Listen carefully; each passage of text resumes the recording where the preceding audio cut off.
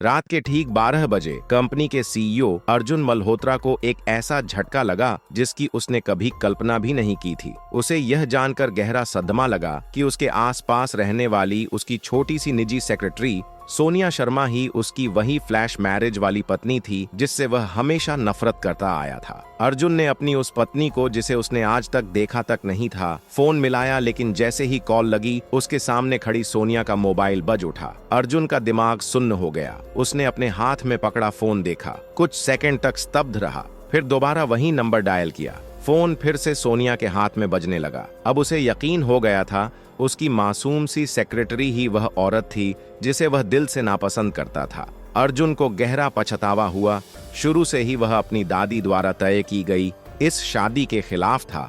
इस flash marriage वाली पत्नी से उसे इतनी नफरत थी कि शादी की रस्मों में वह खुद तक शामिल नहीं हुआ। दादी के जोर देने पर शादी तो हुई, लेकिन अर्जुन ने सोनिया के लिए एक अजीब इंतजाम कर दिया। उसने शादी के मंडप में कुछ मेल मॉडल बुलवा लिए और सोनिया से कहा कि उनमें से किसी एक को चुनकर सिर्फ रस्में पूरी कर ले। अर्जुन को लगता था कि सोनिया सिर्फ पैसों के पीछे है। उसके हिसाब से कोई भी लड़की सिर्फ 30 लाख रुपए के दहेज के लिए किसी अनजान आदमी से शादी नहीं करती। लेकिन वह सच्चाई नहीं जानता था। असल में सोनिया की दादी बेहद बीमार थीं और उन्हें तुरंत ऑपरेशन की जरूरत थी। ये 30 लाख रुपए उसके लिए दहेज नहीं, बल्कि दादी की जान बचाने की आखिरी उम्मीद थी। शादी खत्म होते ही सोनिया दादी से मिले पैसों को लेकर सीधे अस्पताल भागी और डॉक्टरों से ऑपरेशन की गुहार लगाने लगी। लेकिन उसी वक्त ऑफिस से कॉल आ गया। कंपनी के नए सीईओ आज अचानक निरीक्षण पर आने वाले थे। मजबूरी में सोनिया को अस्पताल छोड़कर ऑफिस जाना पड़ा। रास्ते में एक बुजुर्ग औरत ने जानबूझकर उससे टक्कर मारकर पैसे ऐंठने की कोशिश की। सोनिया ने तुरंत उसकी चाल समझ ली और मोबाइल से पूरी घटना रिकॉर्ड कर ली। वीडियो दिखाकर उसने वहां मौजूद एक आदमी से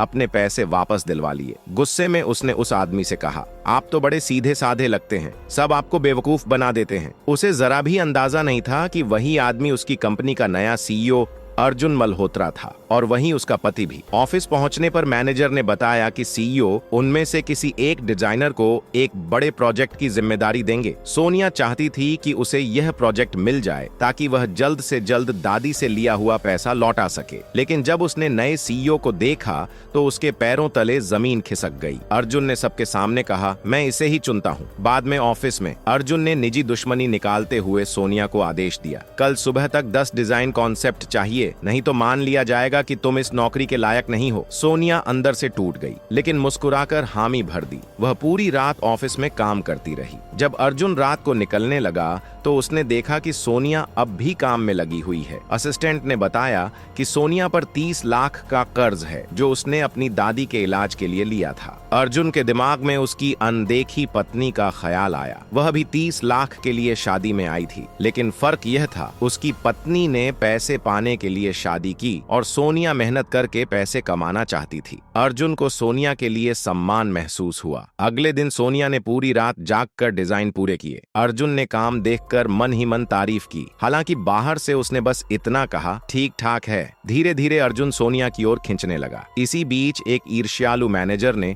सोनिया को जानबूझकर एक बदनाम क्लाइंट के पास भेज दिया। वह आदमी सोनिया के साथ बदतमीजी करने लगा। उसी समय अर्जुन वहां पहुंच गया। उसने उस क्लाइंट का कॉलर पकड़ा और साफ कहा, आज के बाद हमारी कंपनी तुम्हारे साथ कोई काम नहीं करेगी। अर्जुन के इस अंदाज ने सोनिया का दिल हिला दिया। कुछ पल ऐसे आए जब दोनों बहुत करीब थे। हवा में अजीब सी नजदीकी थी।